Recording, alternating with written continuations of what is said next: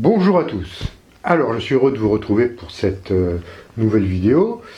Et avant de commencer, je vais vous donner une information pour qui ça peut intéresser. C'est que je serai le 12 et 13 février dans la ville de Plaisir, dans le département 78, en région parisienne, pour une formation sur le voyage astral. Donc, ce sera ce week-end du 12 au 13 février. Alors, les places sont limitées, il n'y a pas beaucoup de places. Si ça vous intéresse, vous me contactez sur mon site internet où il y a toutes les modalités pour faire une réservation. Je vous laisse tout dans la description pour me retrouver, puis il y aura des liens un peu partout. Donc voilà, ça c'est. Je ne monte pas souvent en région parisienne, mais là je suis donc disponible pour ceux qui sont intéressés à faire l'apprentissage du voyage astral. Voilà. Donc aujourd'hui, de quoi va-t-on parler ?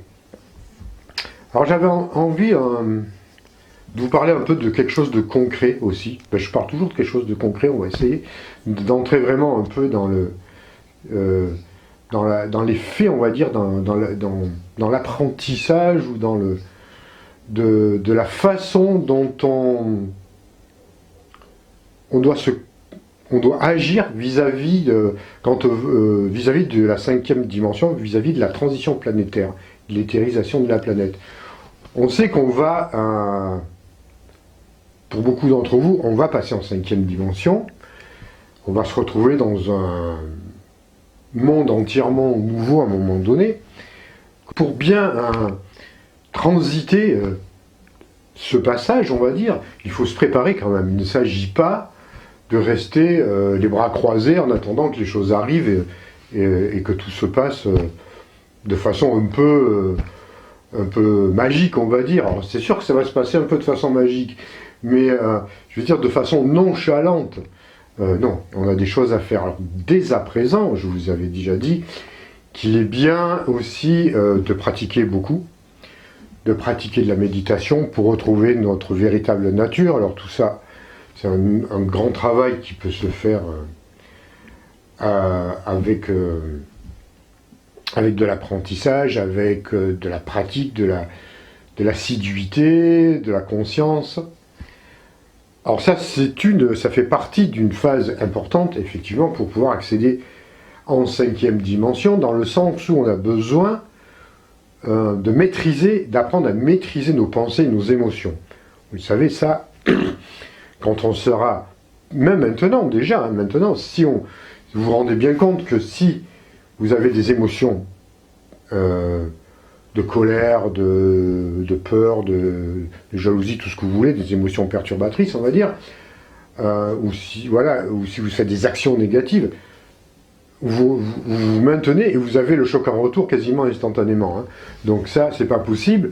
Déjà, on va dire assez rapidement. Alors imaginez quand ça sera en 5D, si vous êtes en 5D et que vous pensez à de la peur, c'est des pensées de peur ou je ne sais quoi, ça va se matérialiser instantanément. Et de façon encore plus tangible que maintenant. Donc ça, c'est pour ça que je vous dis qu'il faut apprendre à maîtriser nos pensées, reconnaître et nos émotions. Ce qu'il y a aussi d'important, c'est l'attachement.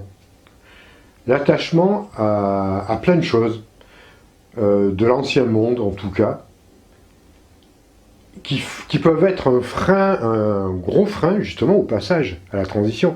On peut voir ça un peu aussi, vous savez, passer en cinquième dimension, ça va être un peu comme quand on quitte la vie, enfin la vie sur Terre en tout cas, pour aller dans les mondes de l'après-vie. Si on a beaucoup de peur, si on a beaucoup d'attachement, on va avoir des difficultés au moment de la mort.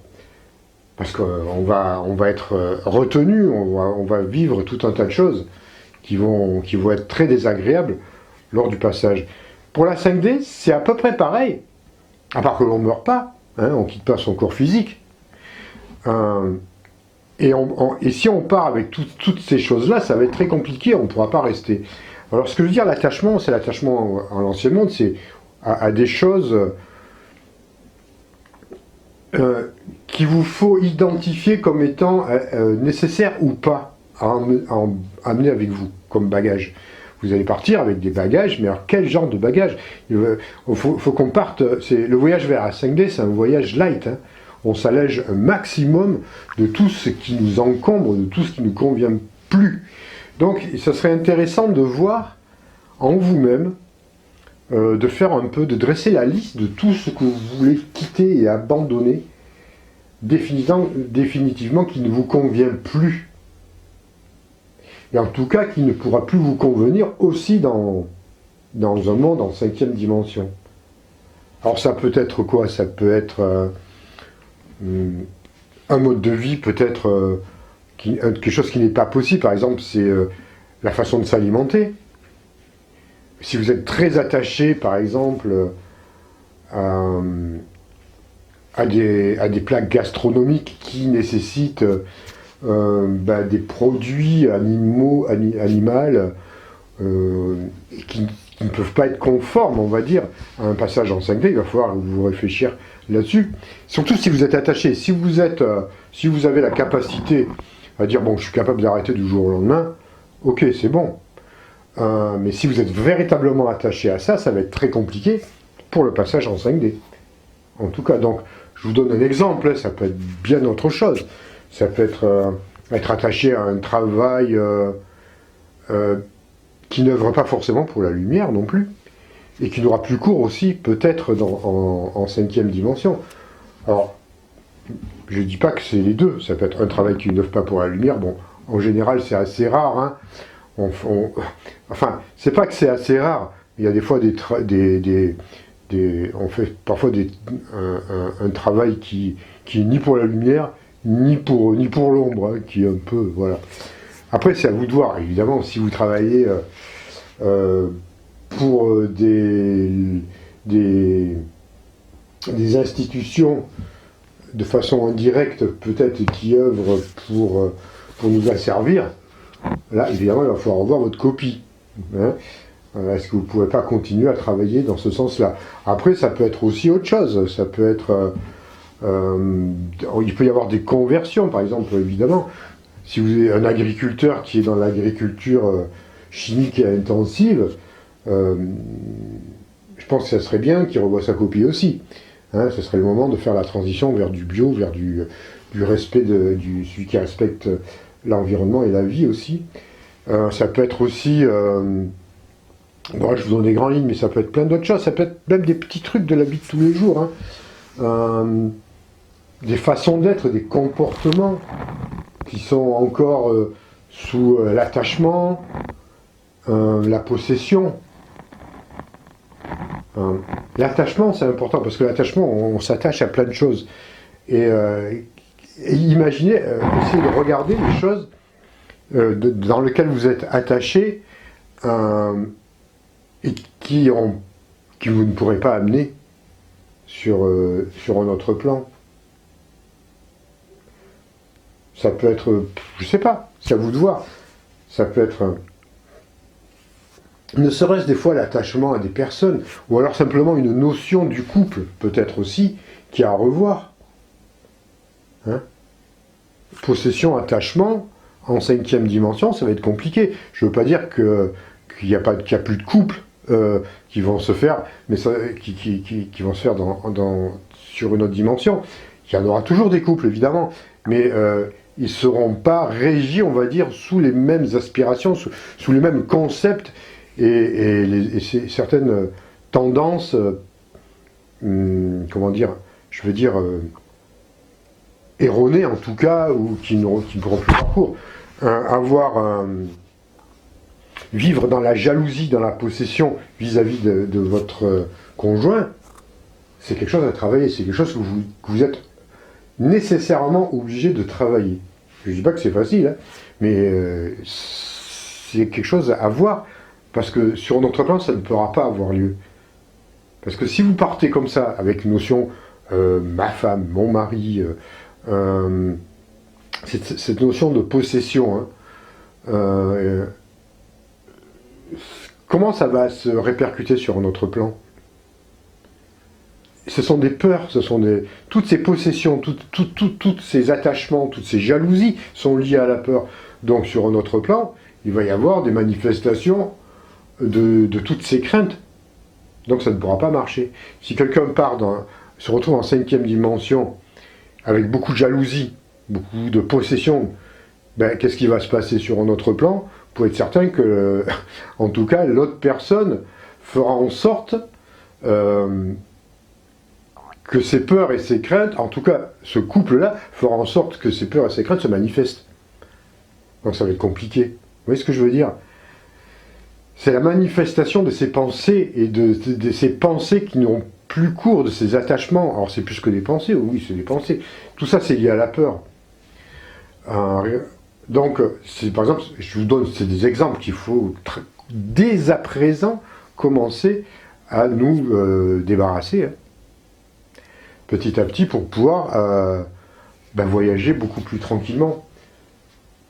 C'est ce qui est, vous voyez, c'est vous donner, essayer de toucher une autre dimension de la vie, en tout cas, de voir la vie au-delà de l'attachement, de la possession, de la jalousie, mais à tous les niveaux. Là, je vous parle de notion de couple, mais ça peut être au niveau travail, professionnel, au niveau de tout ce qu'on veut, des biens matériels aussi. C'est-à-dire, ouais, moi j'ai acheté une super voiture parce que mon voisin il avait lui acheté une, puis moi j'ai acheté encore mieux. Enfin bon, ça peut arriver, des fois c'est pas ça, c'est un téléphone portable ou des habits ou peu importe. C'est toutes ces notions-là qu'il nous faut travailler, et croyez-moi, des fois c'est de plus en plus subtil, on s'en rend même pas compte, des aspects qui sont en disharmonie, en tout cas on va dire, par rapport par rapport à la vie, par rapport au flux de la vie, par rapport au courant de vie. Et au courant de vie qui nous est demandé d'aspirer et d'être dès à présent pour pouvoir passer en 5D. Il n'y a plus à attendre. La 5D, c'est pas quelque chose comment dire... évidemment, il y a des énergies qui rentrent en cours par rapport à ça, mais c'est dès à présent, hein. Comme je vous l'ai dit au début, on ne se met pas en position d'attente et jusqu'à ce qu'on voit la porte d'entrée de la 5D, je dis ah ben ça y est, c'est arrivé, c'est là, j'y vais, je rentre et je passe. Ben non, si vous n'avez pas fait de travail, d'ailleurs je ne sais même pas si vous verrez la porte d'entrée. Parce que la porte d'entrée vers... Alors c'est symbolique évidemment ce que je vous dis, hein. La porte d'entrée de la 5e dimension, elle vous apparaîtra quand vous aurez fait ce travail. Parce qu'en faisant tout ce travail, où on se libère de toutes ces vieilles scories de cet ancien monde, va nous faire monter en vibration, va nous ouvrir tout un tas de capacités, et ça va faire monter notre taux vibratoire qui va nous mettre en accord vis-à-vis de cette 5D. Et là, on va la voir. Vous voyez ? C'est pas quelque chose qui va venir comme ça, sans rien faire, hein. Ça va pas apparaître du jour au lendemain, instantanément, parce que les choses se passent. Non, les choses vont ça nous aide, si vous voulez, les énergies que l'on reçoit, les énergies d'éthérisation de la planète, nous aident, nous proposent et nous aident à faire ce travail sur nous-mêmes. Mais il faut le faire, le travail sur nous-mêmes. Alors on est aidé, je vous dis pas, on est aidé par vos guides. Je vous l'ai toujours dit ça. Vous vous faites aider par vos guides, qui soient, peu importe, de quel ordre, de quel règne, on peut se faire aider. Alors entre parenthèses, je sais pas, j'ai eu des commentaires des fois un peu bizarres où on pensait que je disais que les galactiques étaient les sauveurs. Je n'ai jamais dit ça. Alors, bon, vous m'avez bien compris, parce que ceux qui me suivent depuis un moment ont compris que je pousse à l'autonomie spirituelle et à retrouver notre véritable pouvoir intérieur, hein. Et notre guide intérieur, notre maître intérieur, évidemment. Voilà, c'est pas quelque chose d'extérieur. Les galactiques, hein, les êtres de la nature, le monde animal, végétal et minéral, et là, ils nous aident, c'est certain, ils nous aident, c'est qu'une aide, hein, qui est énorme, hein, faut pas croire, hein. Voilà, c'est une collaboration avec tous ces règnes-là qui nous permet d'avancer aussi, et de nous guider, de nous aider. Mais évidemment, dans un seul but, c'est retrouver notre maître intérieur. On ne va pas déléguer notre pouvoir non plus à d'autres, ça jamais de la vie. Donc, donc voilà, ce qui était important dans ce message-là, et je pense qu'il faut vraiment essayer de comprendre ce qu'il en est réellement, et de voir concrètement les aspects qui sont en dissonance avec la cinquième dimension, avec ses vibrations de purification. Alors on passe par des purifications, mais est-ce qu'on les voit? Est-ce qu'on les accepte? Est-ce qu'on accepte de lâcher tout cet ancien monde? Et croyez-moi, en ce moment, on nous pousse à lâcher, enfin, les énergies positives nous poussent à lâcher l'ancien monde. Et en plus, quand vous voyez ce qui se passe, bon, alors, c'est sûr, il y a des personnes qui ne veulent pas, ils veulent s'accrocher, ils veulent continuer, même en faisant les pires des compromis, vous voyez ce que je veux dire, rester dans l'ancien monde, c'est-à-dire continuer à vivre la vie d'avant. La vie d'avant qui n'existe déjà quasiment plus. Hein. Ce n'est plus la vie d'avant, puisqu'elle est assujettie à des contraintes qui, au final, feront de vous des êtres complètement déconnectés de votre âme. Donc il n'y a plus de vie d'avant. Hein. On continue la vie, on n'a plus le choix quelque part. Enfin, pour ceux en tout cas qui souhaitent passer sur un autre plan, on n'a plus le choix. On doit faire ce travail-là. On est obligé de le faire. Vous êtes obligé par vous-même de le faire. Hein. Vous êtes là, c'est votre contrat de vie, c'est votre chemin de vie. Vous avez choisi maintenant. Alors, on a choisi, ok, vous allez me dire, oh ouais, moi j'ai choisi de passer en 5D. C'est super, c'est normal, c'est très bien. N'empêche, il faut faire le travail. Hein. Maintenant, on ne se contente pas d'avoir fait le choix. Pour beaucoup d'entre vous qui me regardaient et qui me suivaient depuis pas mal d'années, vous avez fait ce choix de passer en 5D, d'aller dans cette phase d'éthérisation. Maintenant, il faut être acteur et agir en conséquence. Ouais, on ne se contente pas d'avoir fait un vœu pieux. Maintenant, on travaille. Et de toute façon, la vie, votre chemin de vie et votre karma, évidemment, va vous mettre dans des situations qui vont vous obliger. Et ça se passe à plusieurs... ça se passe déjà à plusieurs niveaux, qui vont vous mettre face à plein de nouveaux choix et que vous devrez prendre avec votre âme et conscience, évidemment, et aussi peut-être des épreuves que vous allez devoir transmuter pour pouvoir vous libérer de tout ce que on a pu accumuler un peu comme karma négatif dans cette vie et dans d'autres, évidemment. Donc maintenant, c'est vrai que ça accélère, ça s'accélère. C'est pas facile, ça se conçoit. Parce qu'on doit se regarder en face, on doit accepter tous nos défauts, et puis on est confronté peut-être aussi à des épreuves qui peuvent être assez douloureuses, c'est normal. C'est pas évident, mais on doit garder cette conscience que tout ça, c'est juste et exact pour nous aider à grandir et à passer sur un autre plan. Donc on lâche pas, on lâche rien, et on se met au travail, hein, on s'endort pas là.